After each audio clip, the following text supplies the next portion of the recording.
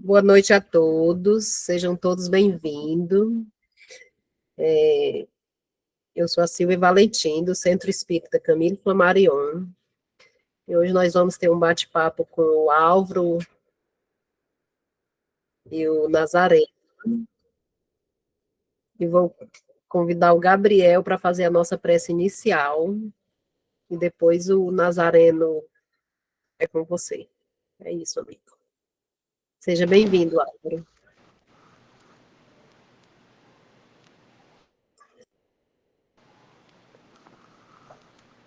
Boa noite, Silvia, Nazareno, Gabriel. Vou cumprimentar aqui a, a dirigente do nosso trabalho mediúnico, de alguns dos trabalhos mediúnicos que nós realizamos aqui em São Paulo, que está presente, a Ania Amorim. Acabei de ver que ela entrou conosco. A todos que aqui se encontram, uma boa noite, uma alegria, uma oportunidade imensa, e nós nos sentimos extremamente gratificados pela oportunidade de falar sobre a mediunidade. Nós compreendemos o quanto é importante a mediunidade nos nossos dias e principalmente dentro do espiritismo como um todo. Sabemos que sem mediunidade não haveria espiritismo.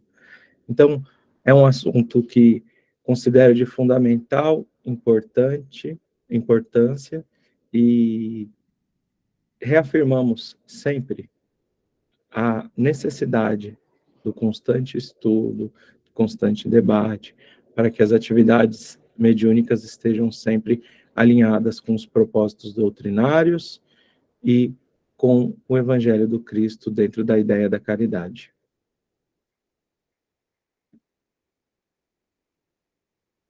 Com você, Gabriel. Boa noite a todos e todas. É com muita alegria que nós aqui estamos aceitando esse convite de participar de mais esse estudo, né? Agradecendo a Silvia, né, ao Secal, que nos convidou aqui para poder fazer essa prece inicial, ao Álvaro, que está aqui conosco, que vai participar também do 21º CONES, né, o Congresso Espírita do Estado do Ceará.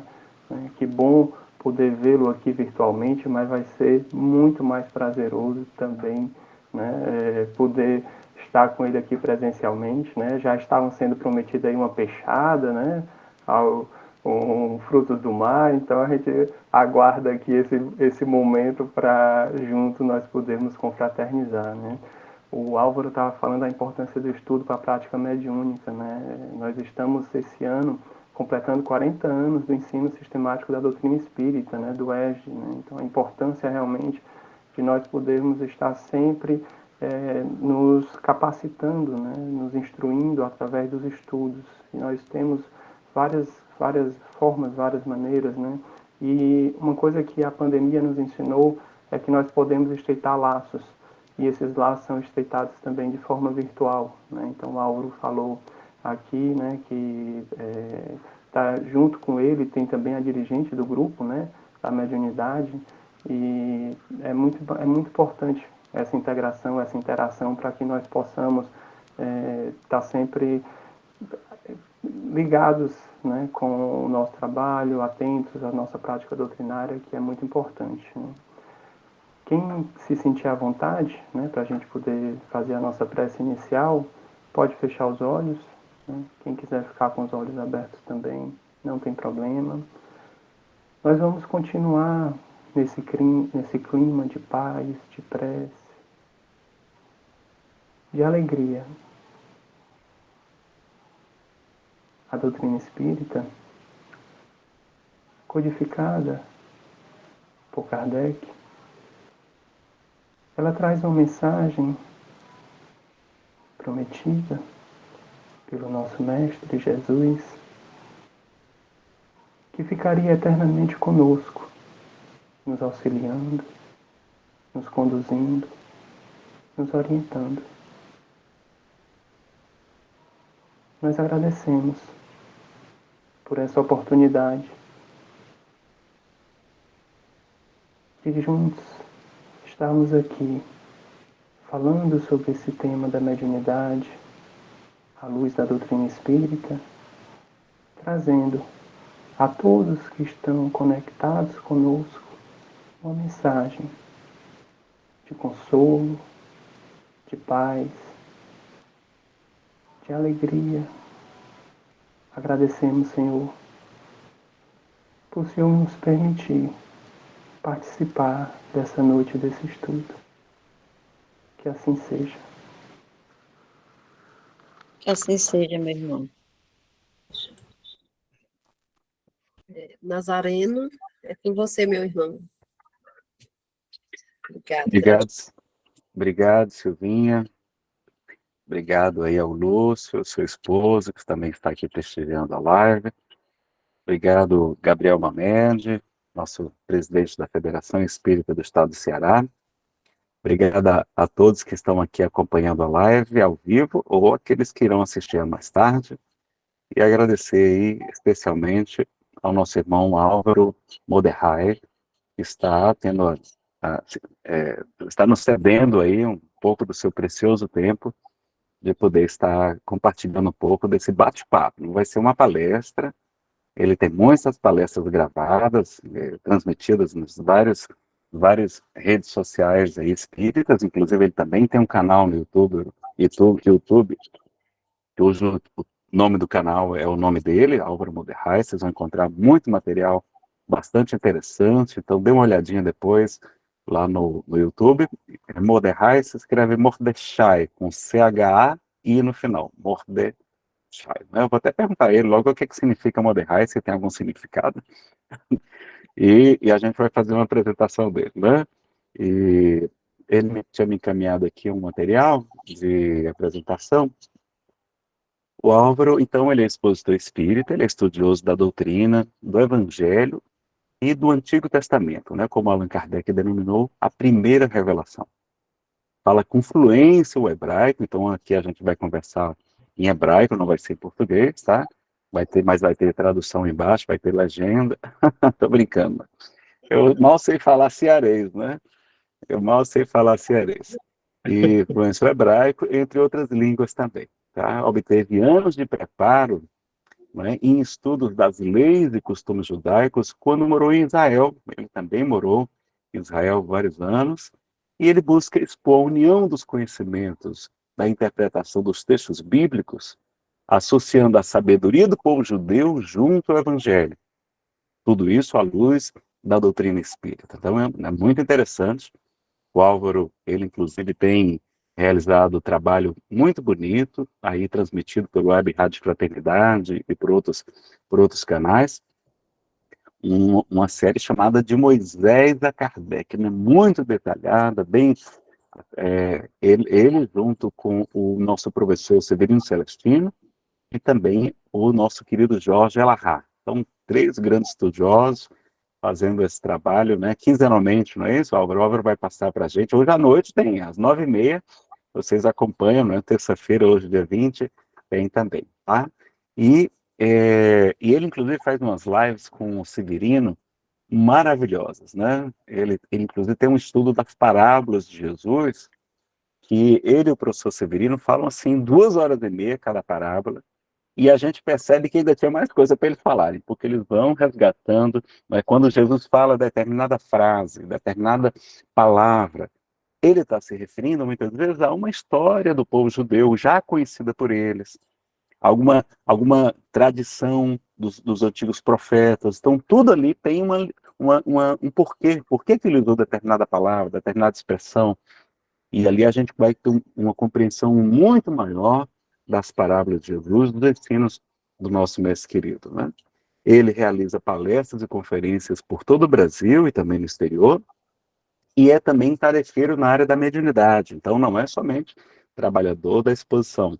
Ele é facilitador na série de Moisés a Kardec, também que é realizada pelo IGESE. Eu esqueci de mencionar aqui o IGESE, mandar um abraço para a nossa querida Ivana Heiske, lá de Goiás. A Ivana foi presidente da Federação Espírita do Estado de Goiás. Eu não sei se atualmente ela está na diretoria, mas sempre tem participado.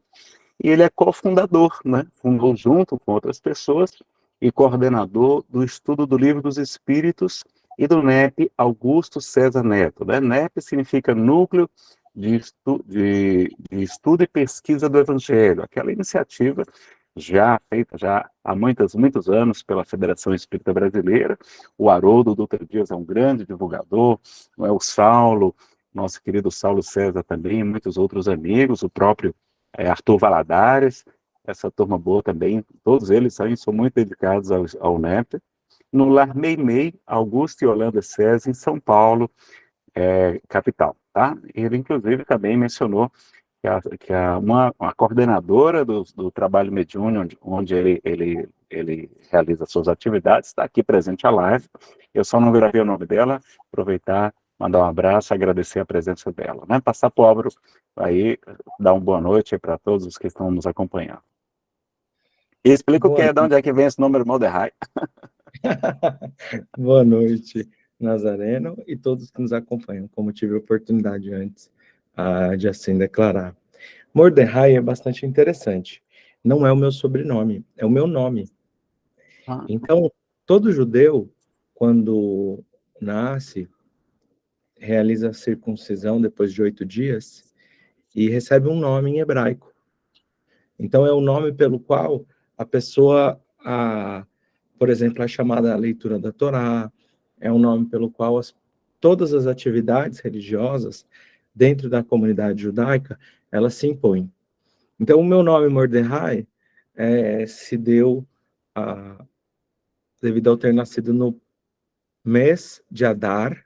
Só temos outro calendário judaico, e nesse mês de Adar eu nasci no primeiro dia do mês, no Rosh Chodesh Adar, no primeiro dia do mês de Adar. E nesse mês a gente comemora a festa de Purim, que é a festa mais alegre do mundo. Não é à toa que eu vou rir a live inteira, quando eu não estiver rindo, eu estou chorando, ou estou falando. Às vezes tudo junto. Então é uma festa muito importante para o povo judeu, onde Mordecai foi um personagem onde ele salva a vida do povo judeu quando o Amã, imperador da Babilônia, ele queria destruir o povo de Israel. E ele, junto a Esther, acaba realizando todo esse processo para salvar o povo de Israel. Mas o mais interessante de tudo isso é que eu me tornei espírita posteriormente, vivi dentro do judaísmo muitos anos, fui ortodoxo, e o mais interessante é que nós temos um espírito israelita que se identifica na revista espírita como espírito Mardoqueu. Mardoqueu é a tradução literal para Mordecai em português. E é bacana que tem muitas mensagens, as mensagens que tratam sobre o Antigo Testamento, elas estão sempre trazendo a assinatura desse espírito, e Allan Kardec se utiliza, inclusive na introdução do livro O Evangelho segundo o Espiritismo, algumas mensagens para a introdução desse espírito. Muito interessante. Bom, então, já que hoje é um bate-papo sobre mediunidade, vamos falar então, Álvaro. Sim, pessoal, antes que eu esqueça, tá? O Álvaro é um dos expositores convidados para o nosso 21º Congresso, o Congresso Espírita do Estado do Ceará, que vai acontecer agora em agosto, dias 12 e 13 de agosto, lá no Hotel Pré-Centro, aqui em Fortaleza. Então, ele, junto com o professor Severino Celestino, né, a gente vai, inclusive, vai ter uma mesa redonda de encerramento do evento com ele e o professor Severino Celestino. Teremos também o Haroldo Dutra Dias, o Arthur Valadares e também o Wesley Caldeira, que é também outro grande estudioso do cristianismo primitivo. Ele tem aquele livro muito querido, muito elogiado, da manjedoura a Emaús, tá? Também é um expositor muito dedicado. O Álvaro é de Minas Gerais, então a gente vai ter uma turma muito boa aqui conosco nos dias 12 e 13 de agosto. Procure depois se informar mais lá no site da Federação Espírita do Estado do Ceará, é feec.org.br, tá? Então a gente está tendo a alegria de ter um dos expositores convidados aqui na live de hoje. Muito bem, Álvaro. E fale para mim como é que foi a mediunidade da sua vida. Você, então, começou no judaísmo, então você é de família judaica, E depois que você... E como foi que você conheceu o cristianismo morando aqui no Brasil? Hoje você nasceu em São Paulo, não é isso? E, e atualmente mora em São Paulo novamente. E você, como é que foi a descoberta da mediunidade? Você descobriu o espiritismo por conta da mediunidade? Conta um pouquinho dessa história, como é que foi? Interessante, né? Eu sou médium ostensivo desde a minha infância. Algumas mediunidades, várias mediunidades, sempre presentes na minha vida.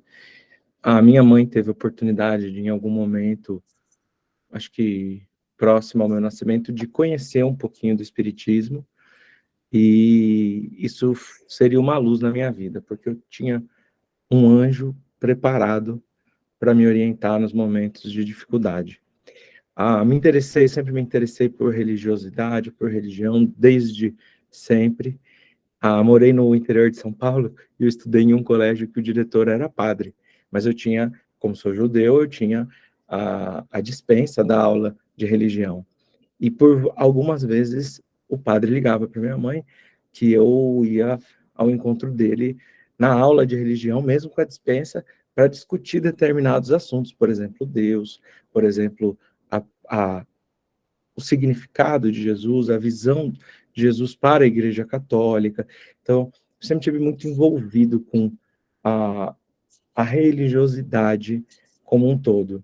E é interessante que, com o passar dos anos, abriu uma sinagoga, uma cidade próxima, onde eu estava morando, e passei a estudar semanalmente, e esse semanalmente passou a se estender para 3 dias da semana, e a leitura bastante constante. Eu sempre gostei muito de ler, conversando muito com meu pai, que me transmitiu bastante conhecimento sobre o judaísmo, e eu me tornei religioso, fiquei ortodoxo, e passei a ter realmente o judaísmo dentro de mim.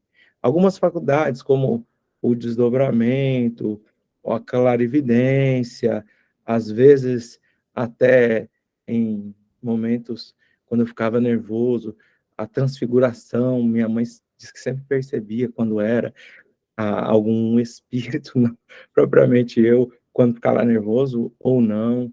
A própria mediunidade de cura sempre esteve presente de maneira extremamente espontânea na minha vida, e todas essas mediunidades, elas permaneceram de alguma forma bastante equilibradas devido a meu envolvimento com a religiosidade, porque a gente entende que a moral que exerce o judaísmo é uma moral bastante nobre e coloca, então, pontos de equilíbrio para que a mediunidade, vamos assim dizer, esteja represada, mas também canalizada, para que não se tornasse uma mediunidade patológica. E morei em Israel, estudei numa yeshiva, onde se formam rabinos, retornei depois de um tempo ao Brasil, e como eu não tive juventude, eu sempre estudei muito, trabalhei muito, eu não tive juventude. Em determinado momento eu falei, agora eu quero ser jovem. Acabei me afastando um pouco da religiosidade. No momento em que eu me afasto, tudo aquilo que acontecia com grande frequência toma a condição de mediunidade patológica, ela se desequilibra na minha vida. E quando ela se desequilibra, eu passo, então, a enxergar majoritariamente e quase em todos os momentos espíritos obsessores. Eu passo a ter uma irritabilidade muito maior, passo a ter uma influência de espíritos sofredores muito maior na minha vida. Com isso, com a mediunidade patológica, assim, bastante aflorada, bastante forte, eu que morava sozinho, precisei pedir para minha mãe para voltar a morar com ela, porque eu não conseguia dormir uma noite mais sozinho. Os espíritos me acordavam, tinham efeitos físicos ao redor, onde quer que eu estivesse. Então, isso foi bastante assim forte. E eu não tinha uma proximidade nem com o cristianismo, nem com, muito menos com o espiritismo. Era muito pelo contrário. Quando você fala para um judeu sobre esses elementos, um judeu ortodoxo, são elementos difíceis de se conceber.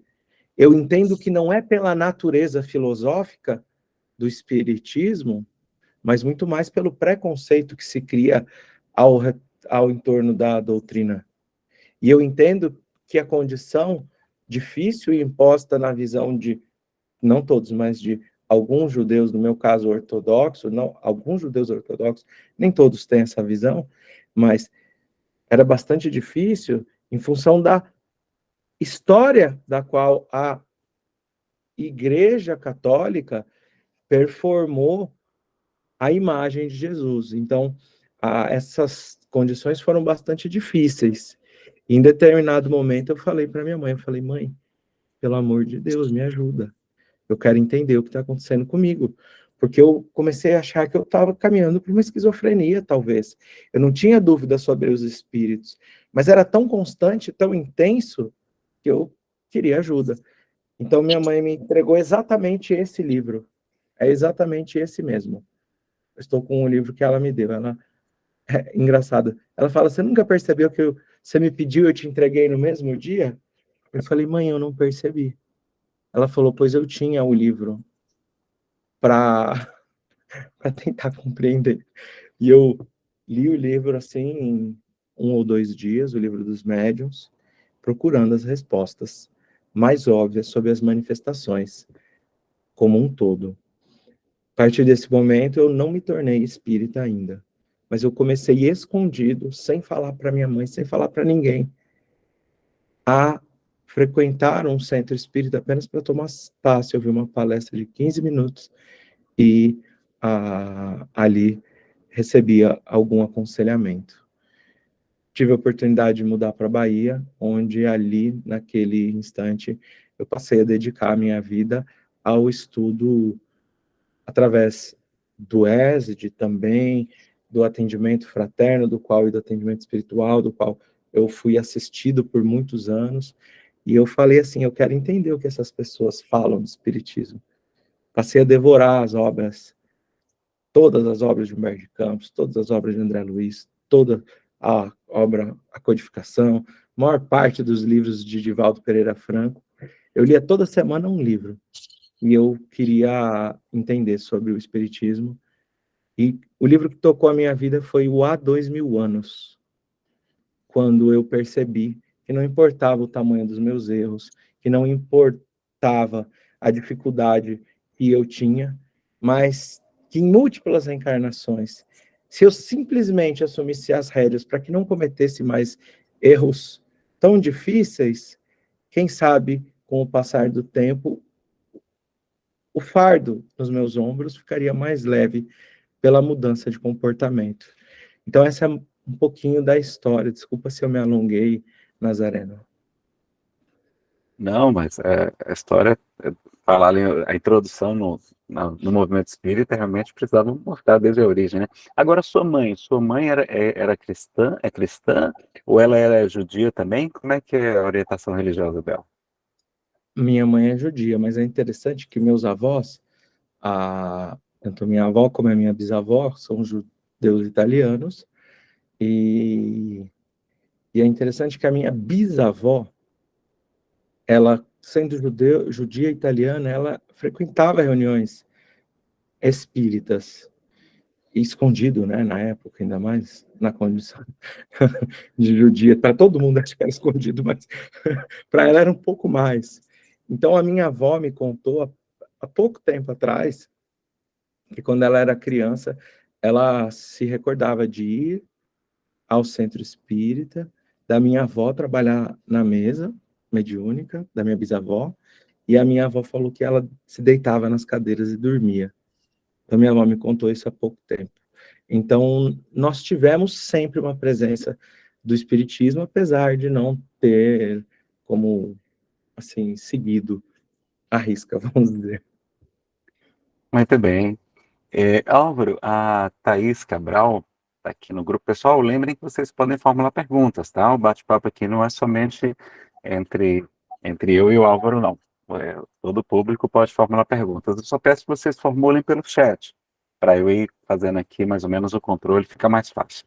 A Thaís Cabral perguntou o seguinte: como o judaísmo enxerga a mediunidade? Todos os fenômenos são aceitos? Né? Inclusive, acho que ela é médium, porque eu estava querendo dizer, a próxima pergunta era exatamente essa. Que a gente sabe aí dos profetas, no judaísmo, etc., mas como é que é isso no dia a dia? Os médiuns ostensivos, assim, porque os fenômenos mediúnicos estão por toda parte, né? Não é um privilégio dos espíritas, a gente sabe disso. Não é o ser médium não depende da santidade, a gente pode ser, não é? É a mesma coisa que a inteligência. A gente pode ser uma pessoa muito boa e inteligente, ou pode ser um bandido muito inteligente também, né? Uma pessoa, bandido é uma palavra muito dura, não é uma pessoa ainda mais equivocado do que nós, não é? Porque nós também somos bem atrapalhadinhos. Então, assim, a mediunidade está em toda parte, como os próprios espíritos dizem, Allan Kardec. No judaísmo, como é que é feito, como é que é enxergado isso? Isso é reprimido, isso é aceito, isso é estimulado? Como é que é a explicação? Como é que eles lidam com os espíritos no dia a dia? Como é que é essa relação com o mundo espiritual, assim, você que tem mais profundidade no conhecimento, Álvaro? Vamos lá. Quando a gente observa o judaísmo sob a ótica do judaísmo rabínico, que isso vai surgir lá entre o primeiro e o segundo século depois do Cristo, onde é estabilizado um texto como roteiro, então a gente vai ter, por exemplo, o Midrash, a Mishnah, o Talmud, aí mais para frente isso vai originar a Halahá, são compêndios de livros que traduzem, vamos dizer, a prática do judaísmo e a dialética, a discussão do judaísmo. O judaísmo, ele passa a tender para uma condição um pouco mais, vamos assim colocar, farisaica, no sentido da observância à lei. Por que eu estou dizendo isso? Porque antes desse período, ao tempo de Jesus, e anteriormente a isso, o judaísmo ele era mais plural, ele tinha mais assim facetas. Após o judaísmo rabínico, nós temos uma lei um pouco mais estabilizada. Então, a gente tem um discernimento mais específico para as interpretações da lei. Só que um pouco junto, no mesmo momento, um pouco paralelo a isso, surge um grande rabino chamado Rav Yitzhak Rav Ari Akadosh, perdão. Rav Ari Akadosh. Ele entra numa caverna na cidade de Meron e ele recebe segundo a tradição judaica, do profeta Elias, um compêndio que seria escrito como o livro de Zohar. Ele recebe toda paralelo a esse momento onde o judaísmo estava, vamos assim, se engessando para algumas questões, ele recebe, nesse momento, essa revelação, que é denominada a Kabbalah. A Kabbalah, ela é uma visão mais mística, não no sentido ruim, mas no sentido nobre do misticismo. É uma visão mais espiritual de todo o processo. Só que, quando a gente pega o livro da Kabbalah, ou os livros, a gente não consegue ler. É muito difícil. Então, eu estudei alguns trechos pequenos desses livros sobre orientação de grandes estudiosos que podiam nos explicar algumas passagens relacionadas a determinados movimentos importantes para o estudo da semana. Então, nós temos aqui uma questão mística, uma revelação mística, mais espiritualizada, e uma questão prática da lei. Isso vai caminhando por toda a história do judaísmo em um paralelo. Pelo texto ser extremamente difícil, só alguns adentram a esse texto. Então, nos traz uma memória mais ou menos dos iniciados do Egito. Ali, diz Emmanuel, que esses compreendiam as leis do espírito, compreendiam o monoteísmo no Egito Antigo. E nos diz Emmanuel que Moisés teve acesso a esse conhecimento. Mas, semelhante a esse processo, onde apenas uma pequena porcentagem do povo egípcio tinha um acesso claro à mediunidade, ao conhecimento da vida após a morte, as leis que regem o espírito, as leis de causa e efeito. Isso se dá de maneira semelhante no judaísmo. Mas a gente sabe que Deus, através de seus missionários no plano espiritual e tanto no plano material, jamais cessa de trabalhar para que a evolução e o entendimento da mediunidade também estivesse bastante presente para o povo de Israel. E a gente vai encontrar uma série de rabinos, e vai se destacar ali entre os séculos 13 ao século 16, um grupo grandioso de rabinos que vem trazer livros bastante claros sobre a reencarnação, sobre o processo de comunicação dos espíritos, mas sempre com uma veste assim, olha, é só para os cabalistas, é só para um pequeno grupo. Não no sentido de reuniões de desobsessão, não no sentido do qual as reuniões mediúnicas se dão de maneira tão organizada, mas efeitos físicos, efeitos mediunidade de efeito intelectual, as mais diversas mediunidades sempre presentes, mas aceitas apenas para um grupo reduzido, um grupo, vamos assim dizer, uma elite espiritual e uma elite que detém um conhecimento mais aprofundado. Com o passar do tempo,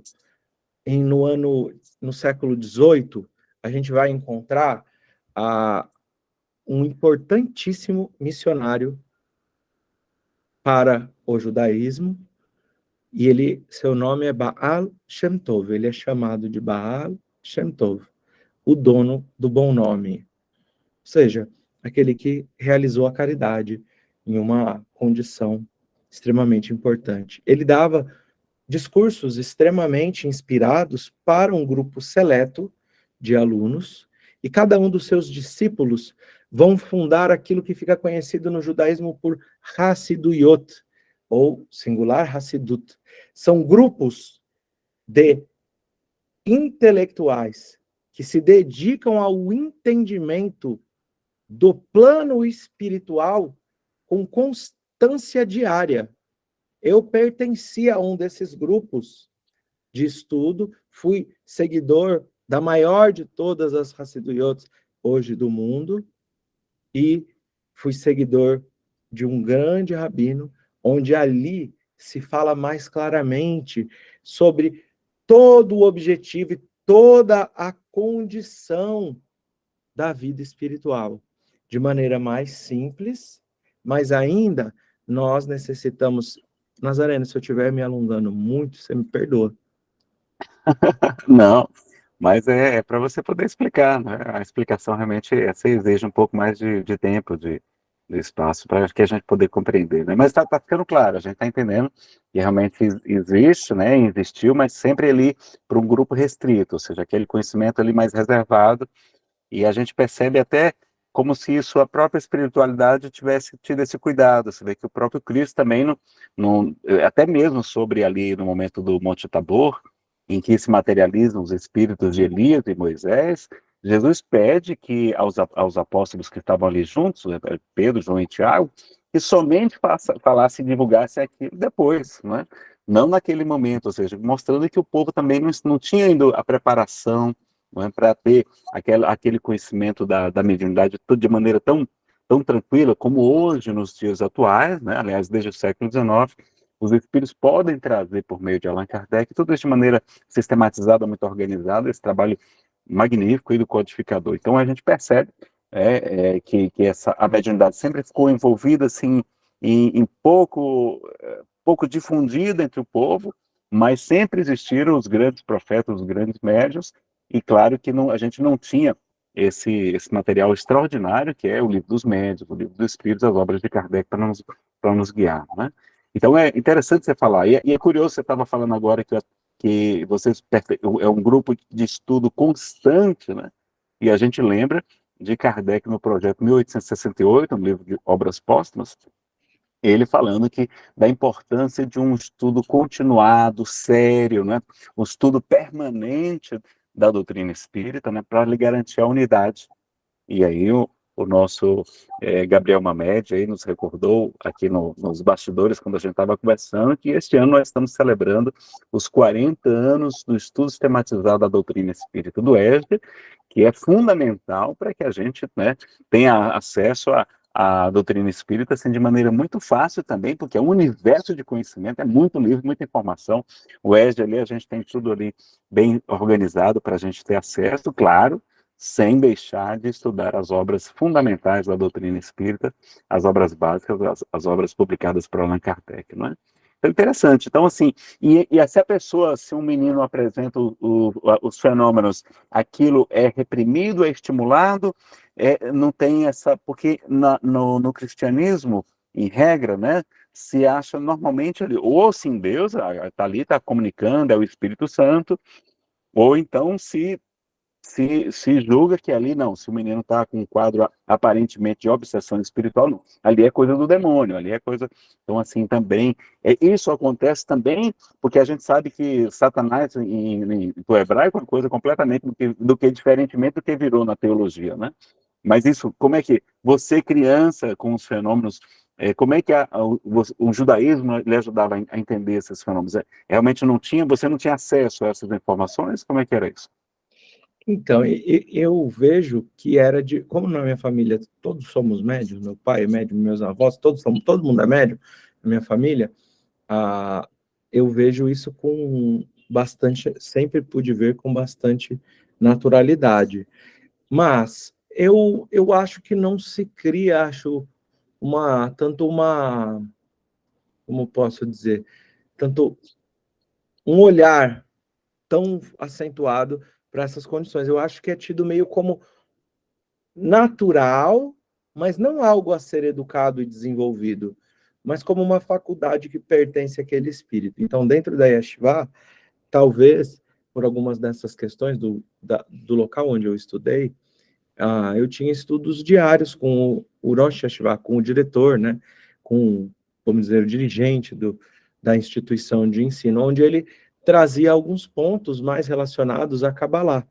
Eu acho que o Rosh Yeshiva identifica, e quando alguém assim identifica, tem uma mediunidade natural e espontânea, esse espírito acaba sendo conduzido já por uma questão do estudo mais aprofundado, de algumas da Kabbalah ou da Hassidut.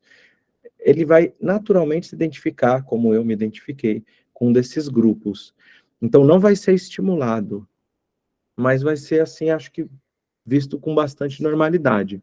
O que nós encontramos, uma dificuldade, assim, por alguns grupos que não sejam Hassidim, que não sejam seguidores dessas linhas um pouco mais místicas, é que no livro de Levíticos, capítulo 19, capítulo 18, e no livro de Deuteronômio, capítulo 20, salvo engano,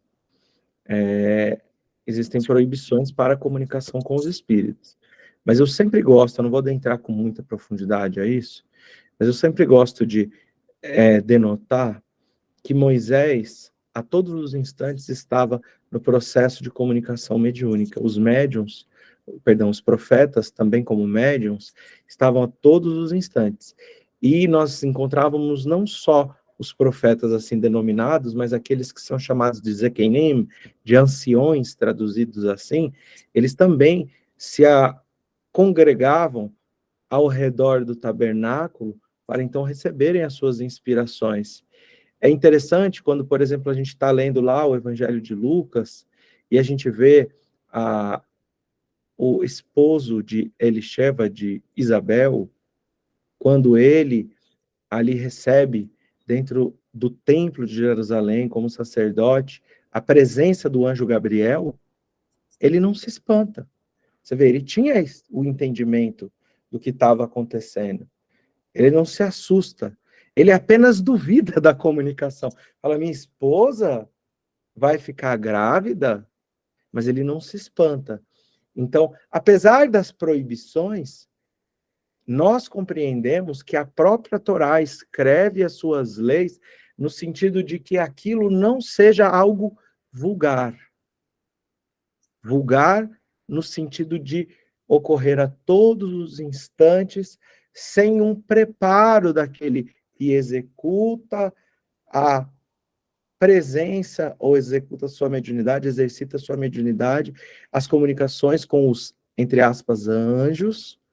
Então, dentro desse processo, apesar de existir a proibição, a história está sempre narrando uma condenação a uma mediunidade, por exemplo, para consultas superficiais, de elementos superficiais da vida. Será que eu vendo uma casa ou será que eu compro uma casa? Estou dizendo que não é importante, uma decisão importante na vida, mas não uma decisão que nós devamos recorrer aos espíritos.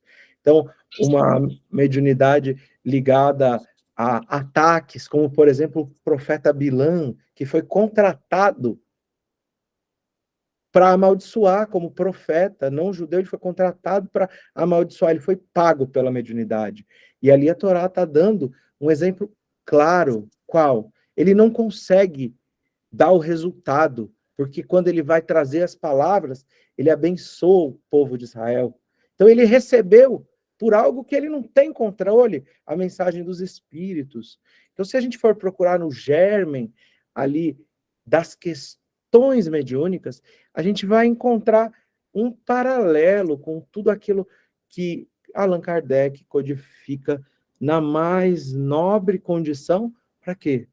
Para que nós hoje tenhamos um roteiro extremamente seguro, um arcabouço de conhecimentos extremamente robustos e sólidos, que mesmo sem a aceitação do meio acadêmico cientificista, nós estamos com todos os elementos para praticarmos, desenvolvermos ou educarmos, se assim for preferível o termo, educarmos a mediunidade, realizarmos o trabalho de caridade junto aos espíritos, aguardando para que a ciência, em breve, se Deus quiser, em nossos dias, venha, então, a encontrar todas as comprovações científicas necessárias. Eu também. Veja que, quando eu até comento essa parte da proibição, que está lá em Deuteronômio e em Levítico também, eu digo, olha, realmente o que a gente vai ver é que Moisés estava com o povo, não é? Recém-saído ali do domínio dos egípcios, que teve realmente períodos monoteístas, mas eles tinham um culto a diversos outros deuses, então, assim, o politeísmo e, claro, e mediunidade, fraude, farsante, gente interessada e trabalho de magia para prejudicar, né, para tomar o lugar do outro, para tomar marido, para tomar o cargo, né, o emprego, etc. Tudo isso a gente sabe, vinganças, né? A gente sabe que ainda hoje a gente tem praticado isso, lamentavelmente, o ser humano ainda se permite esse tipo de prática. Então, a proibição, realmente, sem ter o conhecimento, sem ter o preparo, né? Era necessária, era correta. Eu digo, olha, nós concordamos com Moisés. Agora, o próprio Moisés, lá no livro de Números, a gente vai ver, realmente ali no tabernáculo, onde ele tinha um conselho de 70 ou 72 anciões, não me recordo agora o número exato, e tinha dois deles, Eldad e Medad. Eu não sei se a pronúncia é essa, se eu estiver errado, você me corrige. E Eldad e Medad, eles estavam profetizando no campo, fora do tabernáculo, que era o local correto, o local reservado. E Josué, filho de Num, vai falar com Moisés. Moisés, repreende a Eldad e Medad, porque eles estão profetizando no campo, onde não é permitido. E qual é a resposta de Moisés? Quisera eu que todo Israel profetizasse como eles. Ou seja, mostrando que realmente a mediunidade usada santamente, que é como a proposta da doutrina espírita, né? Ela deve ser realizada de maneira santa, de maneira nobre, dedicada, como um fim de caridade e de instrução, ou seja, para a gente aprender, né? Para a gente se aperfeiçoar, ela realmente só tem muita coisa nobre a acontecer. Espera aí que as crianças estão querendo entrar aqui na live também. Álvaro, tem uma pergunta aqui, vou pedir para a Silvinha ler aqui a pergunta do Lúcio Correia. Antes da do Lúcio, tem a da Maria Lessa. A Maria Lessa pergunta como dentro das mesquitas ocorrem manifestações mediúnicas? Se sim, como os rabinos lidam com os fenômenos? Então, só no sentido de uma correção, a mesquita é o templo para os Muçulmanos. muçulmanos. A sinagoga, em português, é o templo onde os judeus se reúnem. Mas vamos lá. Eu vou contar uma história. Diz que judeu sempre conta uma história, né? E eu conto mesmo. Sempre conto uma história. Então, eu estava em Israel, era Ano Novo Judaico, e ele desencarnou até, salvo engano, o ano passado, um rabino, ele foi vítima, ele era sobrevivente do Holocausto, ele foi vítima de experiências com Mengele, o médico que trabalhava em Auschwitz, em trabalhos especialmente voltados para a genética. E ele tinha uma atração muito grande pelos gêmeos. Esse rabino tinha uma irmã gêmea, à sua época, e ele foi vítima, graças a Deus sobreviveu aos horrores do Holocausto. E ele morava muito próximo, assim, da minha casa, próximo a alguns quilômetros, talvez uns 3 quilômetros. Mas ele era um rabino extremamente requisitado, como quando a gente vê aquelas multidões ao redor de Chico, de Divaldo, quando a gente vê toda essa condição, dentro do judaísmo é igual, né? Isso é uma questão da natureza humana ainda. E eu fui até ele, e eu lembro que eu queria pedir para que ele me desse uma instrução, uma bênção, uma instrução para o ano que se iniciava. E eu falei em Yiddish.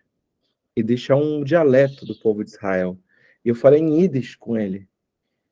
E quando eu falei em Yiddish, ele olhou bravo assim para minha cara e falou: eu não posso te dar uma bênção agora, uma instrução agora. E eu falei: puxa, será que eu falei com algum sotaque de alemão e eu trouxe alguma recordação ruim a ele? Saí assim, aquela multidão, fui me espremendo, passando debaixo de perna, para encontrar ele de novo. Cheguei até ele e falei novamente em hebraico. Quando eu falei em hebraico, ele olhou para mim e falou: você não entendeu que eu não posso agora? Então, veja bem, é um médium. Eu iria saber algumas horas depois que meu pai estava internado. Se ele falasse assim: olha, seu ano vai ser muito bom, procura focar nesses aspectos, eu ia falar: gente, entenda que não é uma mediunidade com todos os elementos que a doutrina espírita está dando. Então, eu vou usar de uma interpretação que naquele momento tinha um sentido maior na minha vida. Então, eu poderia pensar: nossa, ele não é um cabalista, como ele diz, ele não é um médium, como ele diz. E como ele não percebeu? Algumas horas depois eu soube que meu pai estava internado no hospital, ele seria diagnosticado com um câncer. Então, a mediunidade, de efeito intelectual, ali presente, onde ele tinha a condição, provavelmente através da intuição, de, assim, dar alguns conselhos para quem assim o procurasse.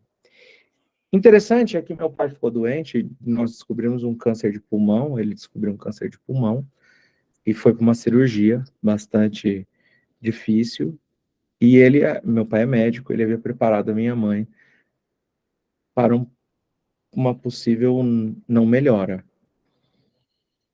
Terminada a cirurgia, é detectado realmente que tem um câncer, é feita uma biópsia de congelamento. Naquele momento se vê que o câncer tinha, vamos usar o termo maligno, né? E meu pai demorou muito, voltar muitos dias ou semanas, e naquele momento muitos rabinos iam visitar o meu pai. E eu ia em desdobramento todos os dias ao hospital. Eu ia até o Muro das Lamentações, rezava todo o livro dos Salmos e ia até o quarto do meu pai no hospital, ali em desdobramento, fazer prece, oração junto com ele. Passado... Isso você já era espírita, não? Não. Ah. Eu tinha a faculdade já assim, latente, vamos dizer assim. E passados alguns dias, um mês praticamente, minha mãe perguntou, cadê o resultado da biópsia do qual os outros hospitais dariam, e o médico, completamente cético, chegou para minha mãe e disse assim: olha, o que esses rabinos que vêm aqui visitar seu esposo fizeram? O câncer desapareceu de todas as lâminas dos 3 hospitais que nós enviamos. Então, existem fenômenos mediúnicos? Sim. A única questão é que hoje eu entendo o que é a mediunidade de cura, que a mediunidade de cura efetivamente ela está na condição ligada aos efeitos físicos, ela é subderivada dos efeitos físicos, está na categoria, melhor assim dizendo, de efeitos físicos. E tudo isso é claramente explicado para nós espíritas. Para o médico e para os rabinos, isso foi chamado de um milagre. Então, ocorrem, sim. Tem uma história de um enterro no cemitério judaico, uma família judaica, que aquele que estava ali sendo enterrado começa a dar comunicação. Imediatamente. Imediatamente, né? 2 dias após, que é duvidoso para nós espíritas, né? Mas a gente sabe que pode acontecer. Mas ele começou a dar comunicação por uma pessoa que nem se dizia médium, que nem não sabe o que é médium. E o rabino entendeu imediatamente o que estava acontecendo, e na época foi o meu rabino que tomou conta da situação, ele me explicou, olha, não, é o espírito que estava ali, ele me explicou todo o processo. Todo o processo que estava acontecendo. Existem fenômenos? Existem, sim, os mais variados fenômenos, mas é que talvez a gente não categoriza, não identifica a razão, o tipo de médium, que isso a doutrina espírita é maravilhosa, né, para explicar para nós. É verdade. O Lúcio, né, eu tinha esquecido a pergunta da Maria Lessa, eu tinha passado aqui, obrigado, viu, Silvio? O Lúcio também perguntou, ele fez 3 perguntas aqui, como o tempo está curtinho, a gente vai ter que encerrar às 8h30, né, são 8h23, o Lúcio perguntou assim, sendo médium, tendo livro há 2000 anos, né, que é um livro maravilhoso, o pessoal fala muito de Paulo Estevam, eu gosto de Paulo Estevam, mas há 2000 anos, assim, já toca mais o meu coração, sabe, assim, encontrar com Jesus, aquela história do senador, é uma coisa fantástica. A Lívia, né? Aliás, o nome da sua esposa é Lívia, né? Eu tenho uma filha com o nome Lívia, que é a Livinha. Então, assim, aqui, sendo médico, tendo um livro há 2000 anos como inspiração, um livro histórico que nos traz fatos reais da reencarnação em diversas épocas, com a sequência dos demais de Emmanuel, né? Os outros livros de Emmanuel, né? Chamada Série Histórica, e tendo vivido parte de sua vida em Israel, qual é a sensação? Como é que são as percepções pela faculdade mediúnica que se fizeram sentidas estando no lugar onde Jesus viveu, quando aqui esteve e onde toda a escrita bíblica é historiada? Como é que foi para você, né, esse período de estar em Israel? Você já conhecia Jesus nessa época? Já conhecia o cristianismo? Como é que foi? Já era espírita quando você morou em Israel? Não, você morou em Israel, você era somente ainda ortodoxo. Como é que foi? Então, eu não tinha muito conhecimento sobre eu não tinha muito conhecimento sobre a vida de Jesus, sobre a história. Eu tinha conhecimentos assim extremamente superficiais, extremamente. Se você me perguntasse, conta uma parábola do Evangelho, não conhecia. Fui conhecer dentro já, vamos dizer assim, mais velho, quase com 30 anos de idade, eu fui começar a entender, ou talvez por volta dos 30 mesmo, porque quando eu conheci a doutrina espírita, eu não me interessava pelo Evangelho segundo o Espiritismo, não me interessava pelas questões mais ligadas, voltadas ao cristianismo. Me interessava muito mais a filosofia, a parte espiritual, as leis que regem o espírito, as A leis morais, mediunidade, né? a mediunidade, isso tudo que me atraía. Eu não gostava de ouvir sobre o Evangelho. E eu tinha um amigo que era orientado pelo Jorge Elahá, sem que eu soube isso muito depois, que ia fazer, ao invés do Evangelho no lar, ele ia na minha casa, foi por 2 ou 3 anos, fazer o estudo do Livro dos Espíritos. Porque o Elahá falava, não fala para ele de Jesus, senão ele não vai mais no centro. Então fala para ele do que ele quer ouvir.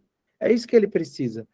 Isso é uma coisa importante, nós darmos a orientação na roupagem necessária para aquele que assim necessita e busca o auxílio na doutrina espírita. Porque, às vezes, se a gente der uma mensagem muito que seja com palavras difíceis, a uma pessoa muito simples, ou que a gente venha exigir uma condição de entendimento, seja moral, ou seja intelectual, que aquela pessoa ainda não está na condição, nós estaremos afastando ela da doutrina espírita. Então, esse amigo lá da cidade de Barreiras, na Bahia, João Aurélio, foi na minha casa por quase 3 anos. Então, eu não conhecia a história do Evangelho. Sabia que Jesus tinha sido crucificado, falava na minha cabeça, é um falso Messias, perdoe, eu estou falando, tá, minha percepção da época, me perdoem. Eu tinha essa compreensão equivocada, talvez, mas eu respeito a todos que têm e não tento mudar a opinião de ninguém, não é meu propósito. Mas eu não tinha, assim, grande atração pela história de Jesus. Então, por exemplo, eu conheci o Mar da Galileia, eu fui diversas vezes, mas não para Cafarnaum, por exemplo, para Magdala, eu fui para Tiberíades, eu fui para outras regiões. Eu passava todos os dias, quase, eu ia até o Muro das Lamentações, quase todos os dias, quando morando em Jerusalém, passava e cruzava uma placa que estava escrito Via Dolorosa, que é o caminho que Jesus percorreu com a cruz. Todos os dias. E eu não sabia o que significava aquilo. Não sabia o que significava aquilo. Mas o que eu posso dizer a todos vocês, mesmo os médiuns menos ostensivos, não é a palavra que eu mais gosto, ostensivo, mas para os médiuns que não têm, talvez, o compromisso da tarefa mediúnica. Se nós vendarmos, entrar em um ônibus e falar, eu vou sair para viajar em Israel, de olhos fechados, qualquer um de nós é capaz de dizer, cheguei em Jerusalém. Qualquer um de nós. Porque é uma energia aquela cidade. Então eu aproveitei muito para viver experiências mediúnicas extremamente importantes na minha vida, dentro de tudo aquilo que Israel oferece a todos os povos, aos muçulmanos, aos cristãos e aos judeus. Então isso eu pude aproveitar bastante. Cada segundo que estive em Israel, procurei viver com toda a sinceridade do meu coração o judaísmo, e eu trago, assim, amigos maravilhosos, experiências, aprendizados que me servem, e eu tenho, às vezes, a oportunidade de compartilhar com vocês. Maravilha. Você e o Severino Celestino falando de Israel é uma coisa maravilhosa.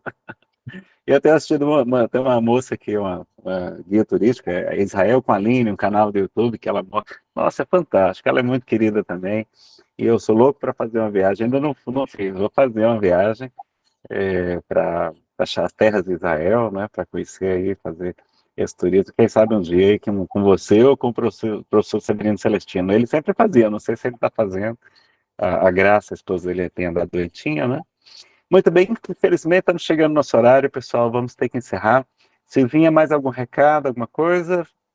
Por mim, se vocês quiserem ir mais meia hora, eu estou tranquilo. Eu não quero alterar a programação da casa, tá? E do trabalho de vocês.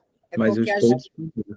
Ele tem que jantar também. Nosso horário vai até às 9, às 21, mas a gente falou assim para terminar antes por conta do seu horário que você tem de Moisés a Kardec daqui a pouco.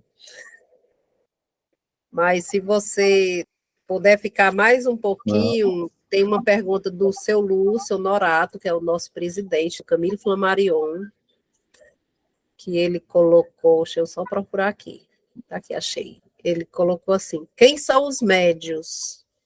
O que é mediunidade? Como acontece uma comunicação mediúnica entre espíritos encarnados e desencarnados? Vamos lá. Então, vamos por partes. Mediunidade. Allan Kardec gosta de trazer, traz o exemplo onde mediunidade é todo um novo mundo que se desdobra às nossas vistas. E prossegue Allan Kardec. Da mesma forma que um dia o mundo dos micróbios esteve obscuro, apesar, não revelado, apesar de presente em todas as nossas vidas, exercendo a sua influência constante. E quando eu falo dessa passagem, eu gosto muito de trazer o primeiro de todos os missionários que trabalhou dentro desse momento onde o mundo dos micróbios ainda não era visível. Então, um pesquisador húngaro de nome Schmiel-Weiss, ele era médico, ele começa a perceber que as mulheres que iam fazer parto e os médicos que assim lavavam as suas mãos, elas tinham estatisticamente uma possibilidade muito menor de contrair uma febre, que hoje nós entendemos como uma febre infecciosa, a febre das parturientes. Ele percebeu que tinha uma possibilidade muito menor de essas mulheres contraírem a febre, então irem a óbito. Os médicos dessa época parece que eram famosos, Álvaro, por andar com aqueles aventais todos sujos de sangue. Quanto mais sangue eles tiverem lá no avental, na bata, melhores eram os médicos, né? Eles não conheciam a asepsia ainda, foi antes disso, e quando realmente esse médico começou a divulgar que tinha que lavar as mãos, foi um absurdo, né? Conta pra gente a história. Foi um absurdo, e ele chegou a dizer que os médicos estariam exercendo quase o papel de assassinos naqueles dias. Mas ele não tinha instrumento técnico para demonstrar o mundo dos micróbios. Ele tinha uma estatística, uma observação estatística. Esse médico, ele não foi compreendido, eu gosto de dizer, ele foi ridicularizado, não foi compreendido ao seu tempo, e ele terminou a sua vida internado em um hospital psiquiátrico, e ainda essa internação, segundo a história diz, foi forjada. Esse é um dos exemplos trazidos por Allan Kardec, quando ele vai nos explicar a mediunidade. Depois ele fala, olha, ao mesmo tempo, o telescópio revelou a nós milhões de novos mundos, estrelas, que um dia estavam obscuras, mas exercendo a sua influência sobre todo o planeta Terra, com todos os efeitos que nós hoje temos a possibilidade de explorar através do desenvolvimento da física, através do desenvolvimento do telescópio, que até os dias de hoje a ciência vem realizando o trabalho que Galileu Galilei, lá ao seu tempo, revolucionou a história científica e filosófica da humanidade por construir, aperfeiçoar a luneta ou telescópio, luneta porque ele apontou para a luna, para a lua, e ele observando que a lua era imperfeita, não era formada de éter, que o sol era um organismo vivo. Então, quando ele descobre tudo isso e lança esse conhecimento, a gente vai entrar muito essa ideia, ele percebe que mesmo a nossa revelia existe no plano cósmico maior a influência dos astros de maneira hoje física compreendida no planeta Terra. Dessa forma, então, o que Allan Kardec está propondo? A mediunidade surge como uma janela que se abre ao plano espiritual, e mesmo a nossa revelia, mesmo que ele não tenha sido compreendido, e mesmo nos dias de hoje ainda não compreendido pela ciência, isso é factível de se observar, segundo as conclusões de Allan Kardec, que o mundo dos espíritos exerce influência em todos os homens e mulheres, a toda a humanidade, por todos os dias, a todos os instantes. Os espíritos se acotovelam por entre nós. Allan Kardec diz, todos somos médiuns. E André Luiz e Emmanuel vêm contribuir, dizendo ainda a André Luiz que a faculdade está como a faculdade de respirar em todos os seres. Todos nós possuímos a mediunidade e a influência dos espíritos em nossas vidas, como diz a pergunta 459 do Livro dos Espíritos. Então, a mediunidade se manifesta de maneira mais ostensiva naqueles que vêm com a condição orgânica, uma predisposição orgânica, já voltada dentro do planejamento espiritual, para assim tarefarem, para assim servirem através dessas faculdades, com o preparo, com o estudo, com a organização. Como se dá uma comunicação por parte dos espíritos? Nós entendemos na obra de André Luiz que organicamente existe uma glândula no nosso sistema neural que é chamada de glândula pineal. É importante nós observarmos que, por sermos seres transdimensionais, ou seja, eu estou nesse momento dentro, no meu corpo, no plano físico, e ao mesmo tempo o meu espírito se encontra em outra dimensão espiritual. Somos seres transdimensionais. Estamos nesse momento em duas dimensões diferentes. O que é o elo de ligação? O perispírito. Quando eu quero, por exemplo, receber informações sobre um objeto através do tato, eu uso esse sentido do qual se manifesta através de minhas mãos, da minha pele como um todo. A gente realiza o tato. Quando eu quero observar um objeto pela visão, então a luz que é refletida por um objeto, ela atinge a minha córnea e, através de impulsos eletroneurais, determinado setor, determinada região do meu cérebro é estimulado, da mesma forma que o tato foi para outra região do meu cérebro, e o olfato, e o paladar, e assim por diante. Assim, eu sinto o mundo material. E isso é importante, porque o nosso espírito, que tem sensações muito mais completas, já que quando encarnados isso fica reduzido a poucos sentidos, não são somente os que naturalmente falamos, nós temos outros sentidos no corpo físico, do qual a ciência hoje explora, mas ainda de maneira muito reduzida. O meu espírito tem sensação muito maiores. Os médiuns ostensivos, assim denominados, possuem uma concentração de cristais ao redor de sua epífise, que ela funciona como uma antena receptora de, vamos assim dizer, expressões do sexto sentido. Assim, entre aspas, eu estou colocando sexto sentido, porque foge aos 5 sentidos naturais.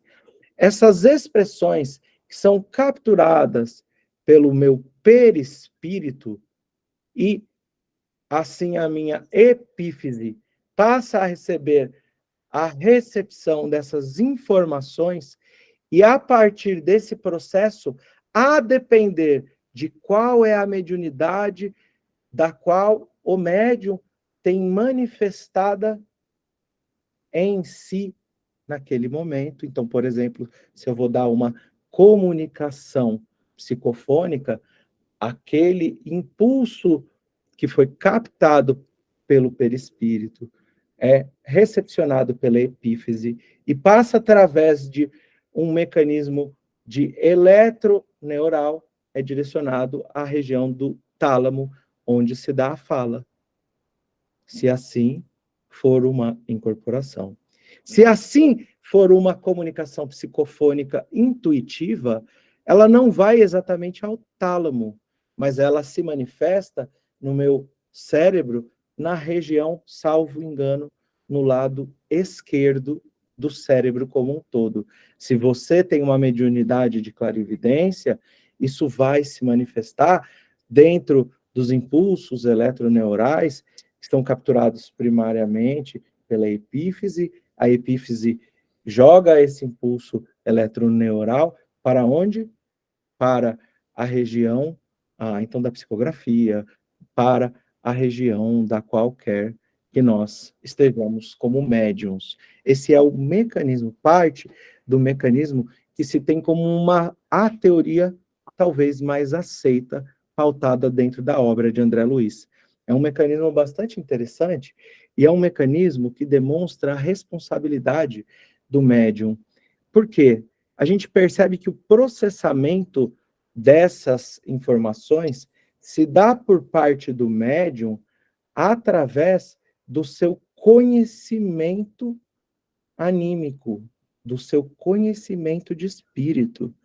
Então, se o médium tem dentro da sua história espiritual determinados conceitos, importantes memórias, importantes sentimentos, aquela mensagem, ela não é codificada no sentido literal e igualitário para cada médium. Cada médium realiza a interpretação da mensagem segundo a sua capacidade, diz Allan Kardec, e nos diz também Emmanuel no livro Mediunidade e Sintonia, sobre a capacidade de interpretação e evolução do médium. Ou seja, quando um espírito almeja transmitir a sua mensagem, se ele for um espírito de condição superior, o médium apenas terá a condição de interpretar com maior pureza aquela mensagem se ele houver na evolução anímica do seu espírito, na evolução espiritual, momentos de devoção à caridade para que aqueles elementos sejam compreendidos segundo a sua condição. Mas também os elementos intelectuais só são alcançados nas mensagens transmitidas por espíritos superiores se existe uma dedicação constante por parte do médium para o aprendizado e o assimilamento das experiências e do conhecimento do qual a doutrina espírita traz com tanta clareza. Então, aqui, a gente ressalta a responsabilidade de todo médium em estar em constante dedicação ao estudo e constante dedicação à caridade. Para quê? Para que as informações trazidas por espíritos superiores sejam interpretadas. Mas, ao mesmo tempo que isso se torna importante para o médium, no sentido de assimilar mensagens de maior evolução espiritual, nós também ressaltamos a importância de compreendermos que a mediunidade, estando sempre na condição de sintonia, se nós não obtemos a condição e a dedicação do estudo e da caridade constante, podemos estar recebendo influências de espíritos e comunicações de espíritos não tão felizes em nossas vidas. E a responsabilidade se torna igual, porque sem o conhecimento, nós não podemos assimilar a presença e a influência negativa sem os instrumentos intelectuais e morais adequados. Isso nos traz, então, uma responsabilidade, como dissemos, a todos os médiuns para o estudo constante, a busca da instrução e também para a prática da caridade, pois como André Luiz diz, e já foi repetido por tantos outros espíritos, se o conhecimento esclarece por fora, só o amor cura por dentro. Então, a prática da caridade é importante para desenvolvermos o amor, mas isso também coloca todos os médiuns não ostensivos na condição de estarmos nos acotovelando com os espíritos e mesmo a revelia como aqueles que ainda não conheciam o mundo dos germes, como aqueles que ainda não tinham o conhecimento da influência dos astros e do mundo e do nosso universo. Mesmo a revelia deles, esse mundo todo fazia-se parte da vida de toda a humanidade. Então, a humanidade tem a mediunidade e a influência dos espíritos como parte constante de nossas vidas. Dessa forma, compreendemos que há também a responsabilidade do estudo por parte dos médiums não ostensivos para verificarmos e analisarmos as influências, sejam intuitivas, sejam emocionais, das quais nós estamos nos sintonizando. Eu diria que o ponto mais importante seria, após essa compreensão, o entendimento da sintonia. Acho que eu respondi as perguntas todas, ou não, Silvia? Acho que sim, né? Tem muitas perguntas aqui, Álvaro. A gente não vai ter tempo de responder todas. Eu não sei se você vai jantar ainda, porque daqui a pouco começa lá de Moisés a Kardec, com o Celestino e o Jorge Alahá.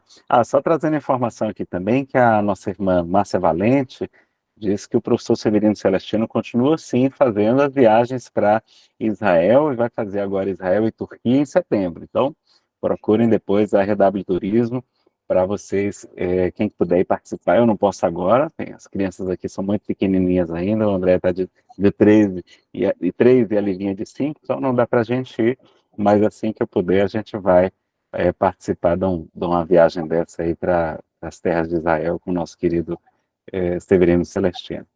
Álvaro, eu também queria dar um recado, viu, Silvinha? Você quer avançar em mais alguma pergunta? Eu queria falar do evento do Divaldo também, do Congresso. À vontade, Nazaré, à vontade. Podemos ir encerrando, então. Pronto. Então, pessoal, é só aproveitar, vou até compartilhar aqui uma imagem para vocês, dar uma excelente notícia que nós vamos ter agora nos próximos dias. Cadê aqui a janela que sumiu? Só porque eu fui falar. Não estou encontrando aqui, mas está aberto aqui em algum lugar. Passado aqui esse negócio. Vamos lá, tela cheia. Vou ter que colocar na tela cheia e procurar aqui. Só procura aqui. Bom, pessoal, nós vamos ter, nesta sexta-feira, o nosso estimado Divaldo Pereira Franco, aqui em Fortaleza, tá certo? Fazendo um seminário. Então, o Divaldo vai falar sobre o novo livro que está lançando, o livro Novos Rumos, onde você vai poder estar, né, acompanhando aí o seminário e também adquirindo o livro. Normalmente o Divaldo autografa as suas obras antes da palestra, então começa às 7 horas da noite nesta sexta-feira, agora de 23 de junho, então chega um pouquinho mais cedo, tipo 6 horas, porque se ele for autografar, né, a gente não pode garantir por conta da idade já do nosso querido Divaldo, mas aí ele vai estar lá a partir das 6 horas, tá bom? Então vai ser no Hotel Praia Centro, dia 23 de junho, sexta-feira. O ingresso custa R$100, mas dá direito ao livro de quase 1.200 páginas do professor, historiador, a maior biografia de Dr. Bezerra de Menezes. Vai estar lá um livro que só o valor do livro é mais de R$100 se você for comprar aí avulso. Então você compra o ingresso, ganha o livro, tá? E participa desse seminário com a gente, poder rever o nosso querido Divaldo Pereira Franco. Então não percam o seminário Novos Rumos nessa sexta-feira. Você pode adquirir no Centro Espírita Viana de Carvalho, no CEMIL, no Missionários da Luz, no ICE, Instituto de Cultura Espírita do Estado de Ceará, tá certo? E também pela internet, no online você adquire pelo site Eventbrite, tá certo? Tá aí o QR Code para quem quiser localizar. Se não, procura lá nas redes sociais da Federação Espírita do Estado do Ceará, que você tem lá o linkzinho, tá bom?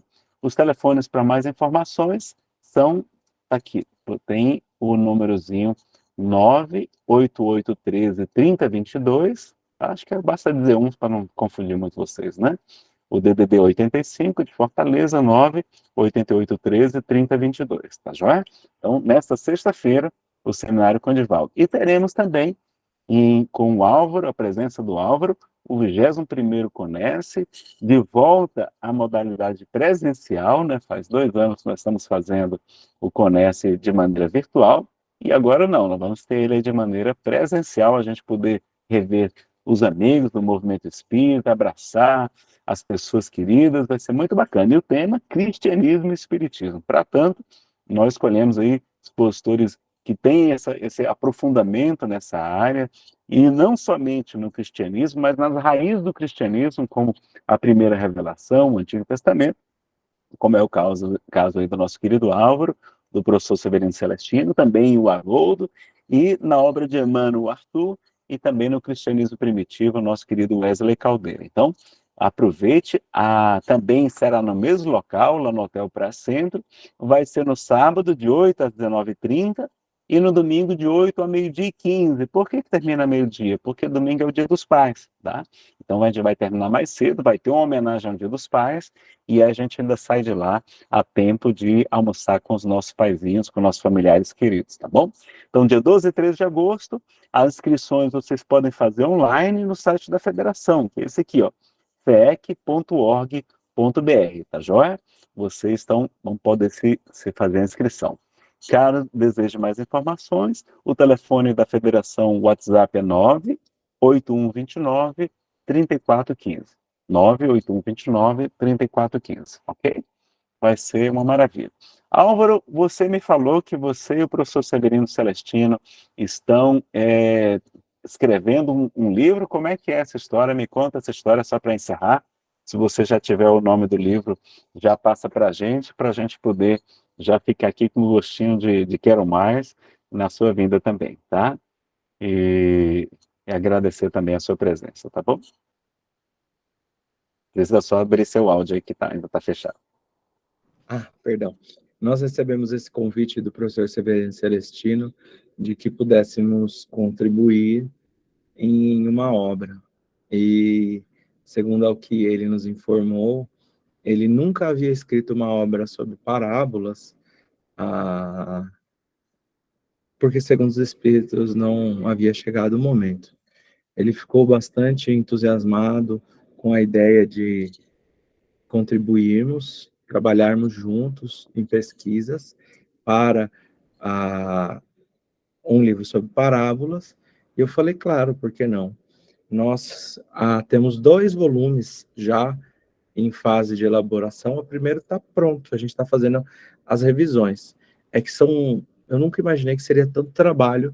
Eu, para o professor, o trabalho é triplicado, porque eu tenho dislexia e eu tenho muita dificuldade de escrever. Eu tenho muita dificuldade de colocar as palavras da forma escrita.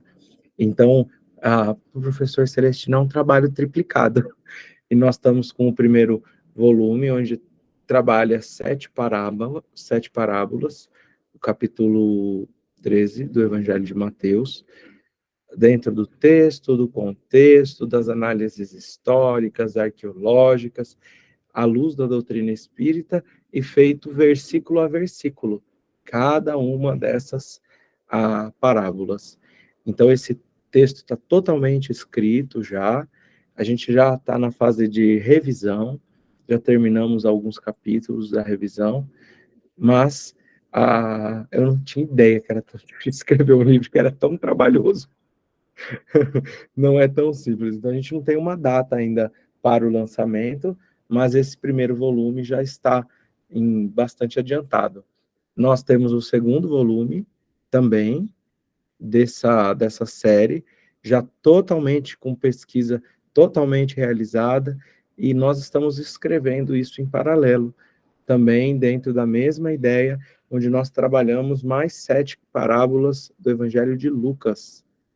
E se Deus nos permitir, nos der força, a gente vai concluir esses trabalhos e pretendemos ter, quem sabe, um terceiro volume posteriormente, com mais 7 parábolas, sempre dentro desse contexto de união entre primeira, segunda e terceira revelação, entre judaísmo, cristianismo, tudo à luz da doutrina espírita, para trazer esclarecimento para nós. Sei que é uma contribuição pequena,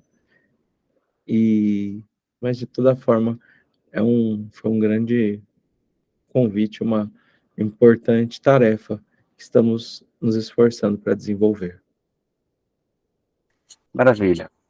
A coordenadora do seu grupo mediúnico é a Thaís Cabral? É a Anne Amorim. A Anne Amorim, ela está aqui no grupo, a Anne? Ainda está conosco, por que não? Deixa eu ver. Está sim. Está sim. Ela tá se movimentando, aí se ela tiver num local que ela queira fazer a nossa prece, encerramento, Anne. Se não, pode ser outra pessoa também aqui do grupo. Eu agradecer a presença do presidente do SECAF, nosso presidente Lúcio Honorato, agradecer a Silvia aí pela coordenação aí da palestra, agradecer ao Gabriel Gomes, presidente da Federação Espírita do Estado do Ceará, e todos que estão aqui participando. Então, Anne, pode ser, então? Tá? Pode sim. Ótimo, esse aqui é trabalhador aí, tá vendo? Vem aqui na live, vai botar para trabalhar também, né? E o Andrezinho também. pai. Boa noite, filho. Ai, que fofo. Obrigado pela sua presença, Anne. Ai, gente, eu tenho que aproveitar, né? Falando sobre mediunidade. E é bom sempre ouvir novamente o Álvaro contando, sempre aumenta um ponto a história, né? Já conheci um outro pedaço a mais. Então, agradecendo a todos, né? Por essa noite tão gostosa. E assim, se sentirem à vontade, fechando os olhos. Vamos sentindo a presença do nosso Mestre Jesus em nossa casa. E vamos agradecendo a oportunidade de comungar entre todos desses aprendizados, agradecendo ao Álvaro pelas palavras, ao Nazareno e a todo esse grupo que se reúne falando de mediunidade. E assim, agradecidos, Mestre Jesus, por mais essa noite, fazemos a prece com quem nos ensinou. Pai nosso que estais nos céus, santificado seja o teu nome. Venha a nós o teu reino, seja feita a tua vontade, assim na terra como nos céus. O pão nosso de cada dia nos dai hoje, perdoai as nossas dívidas, assim como nós perdoamos aos nossos devedores, e não nos deixeis cair em tentação, mas livrai-nos de todo mal. Que assim seja, graças a Deus. Que assim seja, minha irmã, graças a Deus. Graças a Deus. Que Álvaro, assim seja. em nome Assim seja. de todos do Camille Flammarion, muita gratidão. E espero a próxima já, viu? Gratidão, Nazareno, gratidão a cada um que participaram dessa noite hoje. Muito bem, Silvia. A nossa gratidão imensa, né, a todos que nessa noite de hoje estiveram conosco, ao nosso querido amigo, que nesse momento nos brinda com sua presença, né, que vai estar conosco daqui a alguns dias a mais. O Centro Espírita Camille Flammarion fica por ser mais honrado com a presença de todos vocês, agradecendo ao Pai da Vida por mais essa oportunidade de estarmos juntos, buscando esse entendimento que vai nos conduzir um dia a momentos melhores da nossa existência. Muita paz para todos, boa noite, que Deus nos ilumine sempre, hoje, para toda a vida. Que assim seja. Assim seja. Boa noite. Boa noite.